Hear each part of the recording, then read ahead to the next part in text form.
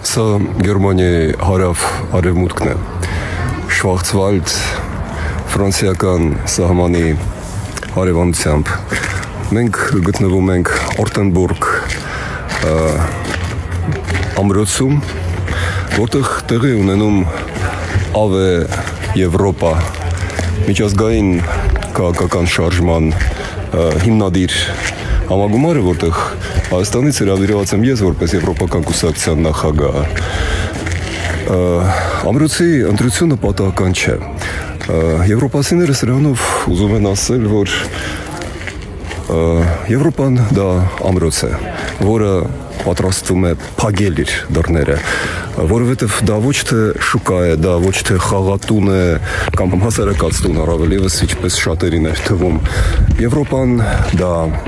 մշակույթի, տեխնոլոգիաների, մարդու իրավունքների ամրոց է։ Եվ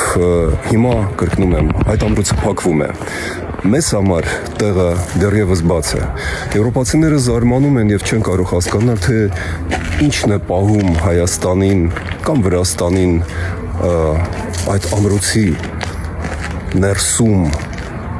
ապրելու, ինչու չեն ընդունում Եվրոպայի հրավերը, որը հստակ է արտահայտված։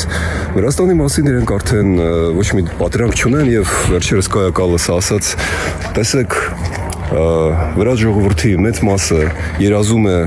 վրացական իրական երազանքը դա Եվրամիության անդամակցումն է, բայց կառավարությունը ծախում է այդ երազանքը հանուն սեփական, մանր կուսակցական, անձնական, գրպանային շահերի։ Ես կարծում եմ շուտով նույնը ասվելու է նաև Հայաստանի համար, Հայաստանի մասին, եթե առաջիկա օրերին Հայաստանի կառավարությունը վարչապետ Փաշինյանը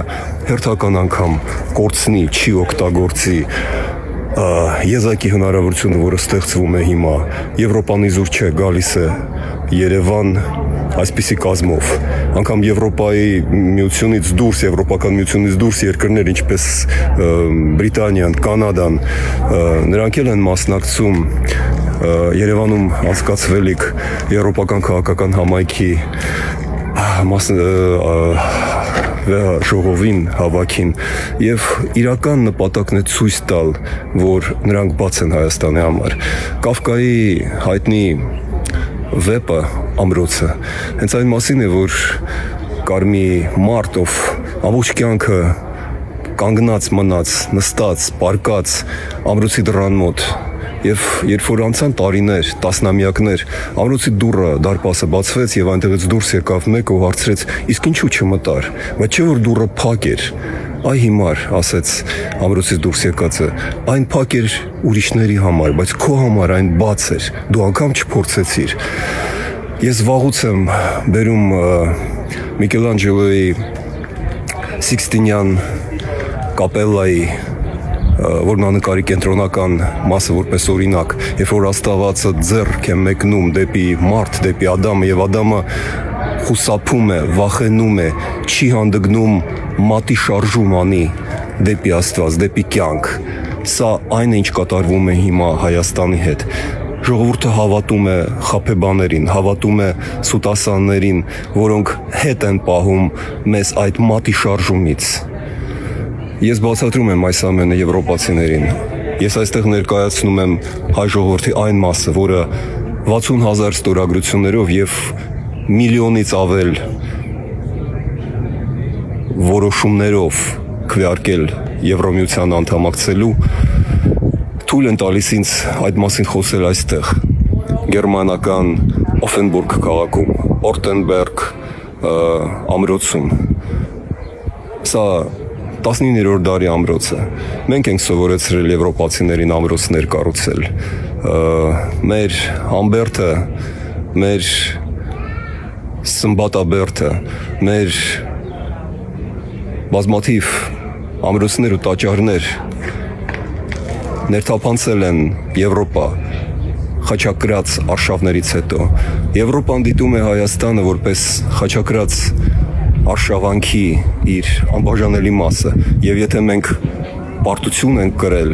ապա մենք կարող ենք վերականգնվել, հզորանալ եւ հաղթանակ տանել, եթե լինենք Եվրոպայի հետ այնպես, ինչպես խաչակրած արշավների ժամանակ մեր նախնիները եղել են Եվրոպայի հետ։ Էդեսիո կոմսությունը դարձնելով Կիլիկիան թագավորություն, այնտեղից է սկսվել հայկական Եվրոպան, այնտեղից է սկսվել Եվրոպան ընդհանրապես, նրանք դա գիտեն, ահա ինչու այս ամրոցում ես հրավիրված եմ Հայաստանի եվրոպական ցանկությունները բարձրաձայնելու, Հայաստանի եվրոպական հեռանկարը ցույց տալու։ Ես հիմա ոչ մի կոչ չեմ անում քվեարկելու սրա կամ նրա կողմից, որովհետև ես չեմ տեսնում, թե ով է Հայաստանում միավորվել հանուն եվրոպական Հայաստանի։ Մեզ հետ ոչ ոք չգնաց։ Եվ ես հասկանում եմ, որ դա կառավարության եւ պրոռուսական